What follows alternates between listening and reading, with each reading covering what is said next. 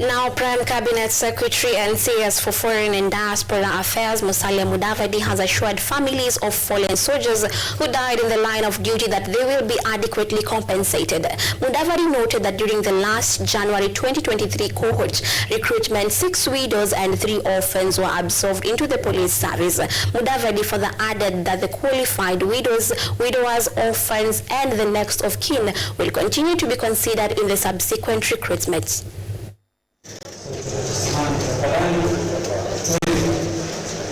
Accompanied by Dr. Raymond Omolo, the Principal Secretary for State Department for Internal Security and National Administration, among other dignitaries, Mudavadi emphasized on the important role the security services play in ensuring the safety of the nation, insisting we must always remember that they are still humans who choose to put their lives on the line for the good of the nation.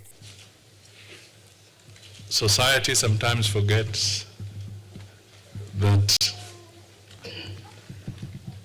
our security services are human. Even as they wear the uniform, what runs in their body is blood, just like any other citizen. Mudavadi went ahead and assured the public that all the fallen heroes and heroines who fell in line of duty will be adequately compensated as promised by the government. The Prime CS assured that all the families of the fallen officers who have been left behind are currently receiving compensations, including some even being recruited in the last cohort. The government promised to continue improving police housing in a bid to improve their overall living standards. It is gratifying to note that the leadership of the police and prison services have ensured that this ceremony is observed every year without fail. This is particularly comforting to the families of those departed officers and the colleagues who worked with them. This platform provides us with an opportunity to reflect on their remarkable legacy and to reaffirm our unwavering commitment to the values they dearly upheld.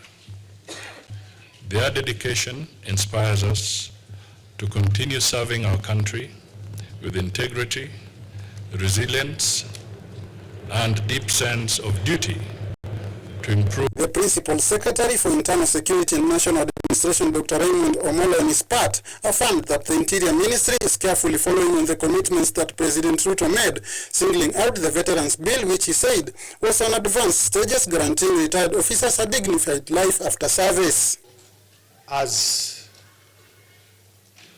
a PS within the ministry that is responsible for keeping the country safe, that is responsible for making sure that we do the best.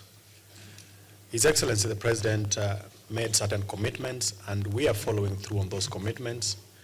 There are a number of recommendations, and part of those recommendations from the task force that was chaired by the retired Chief Justice Maraga included how to look after our fallen heroes. As we speak today, we are in advanced stage of working on the Veterans Bill, and we have no doubt by the beginning of next year it will see the light of the day when we take it into Parliament, so that the families of these gallant officers live in dignity, and also we have a much more predictable way of looking after our officers. The Principal Secretary for State Department for Correctional Services, Dr. Salome Muhia, on her part acknowledged the patriotism and heroism demonstrated by the men in uniform, showering them with praises as he condoled with their families. Today we dedicate and honor men and women who were killed in brave execution of duty. The heroes and heroines should truly give us a pause to reflect. Brave officers whose backgrounds and stories are as diverse as our nation itself gave their lives to protect our safety and to defend our freedoms. They are forever bound together by an unbreakable bond of valor, as I echo the words of Minot Savage, that the brave never die. Though they sleep in dust, their courage nerves as 1,000 living men. To husbands, Reporting for KUTV, I'm Sam Mit.